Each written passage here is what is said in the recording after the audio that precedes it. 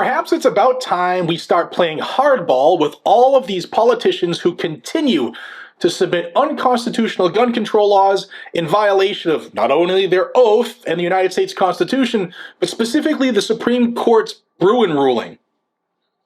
Got your attention? Hope so. Hey everybody, welcome back to Guns and Gadgets. My name is Jared, and here on this channel we dive into the latest in Second Amendment news and analysis. And if you're tired of seeing unconstitutional gun control measures being proposed, you're in the right place. Today we're breaking down some recent legislative moves in Pennsylvania and Florida that completely ignore the Supreme Court's ruling in the Bruen decision. And we're talking about what can be done to hold those lawmakers accountable. Before we get started, make sure to hit that subscribe button and turn on all notifications. This channel is your go-to for protecting our rights, and we need your help to grow and spread the message. Now let's get into this. So here's the deal.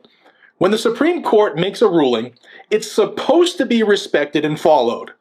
The 2022 Bruen decision clarified that any law affecting the Second Amendment must align with this nation's history and tradition of firearm regulation. Essentially, it set a clear standard. No more gun control laws that don't meet constitutional scrutiny. But instead of respecting this decision, some lawmakers are flagrantly ignoring it. Case in point, proposed gun control laws in Pennsylvania and Florida, and New York, and Massachusetts, and California, and the list continues for every communist wannabe anti-gun state. Let's break them down.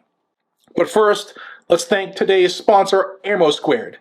Do y'all remember when there was that ammo shortage in 2020?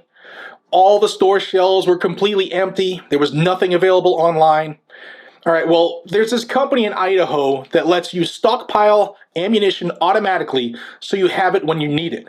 It's called Ammo Squared, and they've been around since 2015, and they've been sponsoring this channel for about a year. You sign up, you pick your caliber.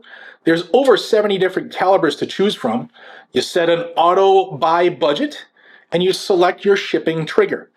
Ammo accumulates over time, and it's stored for free until you want it.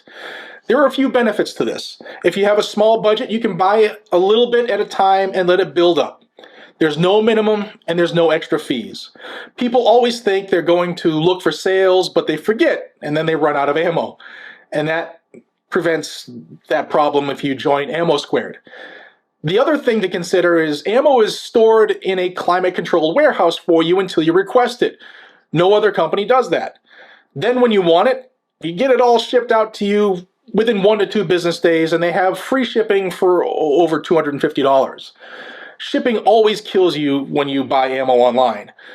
So there you go. You can auto buy ammo, store it for free until you need it, and then get it shipped on your schedule. This basically takes all of the work out of buying ammunition. It's nice. Join the 40,000 plus customers and check out Ammo Squared at ammosquared.com and tell them I sent you. Let's get back to Pennsylvania and Florida. In Pennsylvania, Representative Melissa Schusterman has her sights set on banning so-called ghost guns. Their words, not mine. She wants to require that 3D printed firearms can only be produced by those who have an FFL, a federal manufacturing license. Now let's be clear about this. There's no such thing as a ghost gun. The term is designed to create fear, and that's what it does. Ooh, ghosts, ooh. Now, Americans have been making firearms at home on their own for personal use since before the founding of this country. That is history. That is tradition. And that's why this proposal flies in the face of the Bruen decision. Meanwhile, in Florida, Representative Christine Hunskowski, she filed the Responsible Gun Ownership Act, which targets ghost guns, pushes for universal background checks, which is a registry, and mandates that private gun sales go through licensed dealers. Hunskowski says that it's about enhancing safety, but let's be honest, none of these measures actually reduce violent crime, period. Not one criminal is going to say, oops, there's a new law on the books, I'm going to stop being a criminal. It's in the damn definition. Criminals don't follow the law. Instead, they burden law-abiding citizens and directly contradict the Supreme Court's clear standard.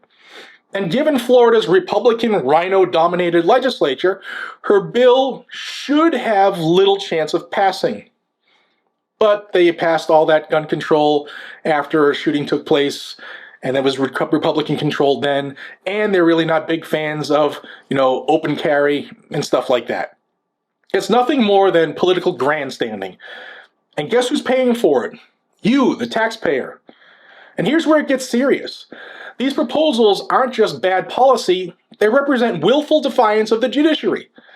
When lawmakers knowingly propose or pass laws that clearly violate Supreme Court rulings, they're not just disrespecting the court, they're disrespecting the Constitution itself. Now, Darwin Nercessian, writing for The Truth About Guns, I'll link his article down below, but he made an interesting suggestion that I totally agree with, and I'm doing this video to help bring attention to it, and hopefully we can get this movement started. Treat these actions as contempt of court.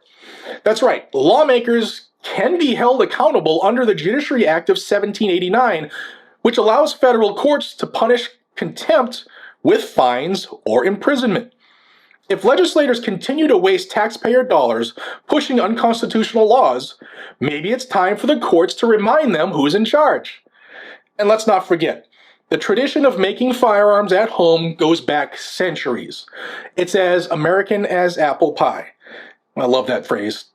Now, using scary-sounding terms like ghost guns doesn't change that. It's just another way to manipulate the public into giving up their rights. Don't fall for it.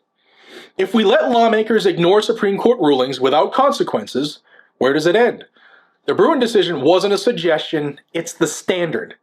And it's up to all of us to hold these ass-clown legislators accountable. They are our employees, not vice versa. I am personally asking all of my friends in the pro-liberty and pro-2A groups across this land, please, please start this trend. I offer to help in any way I can.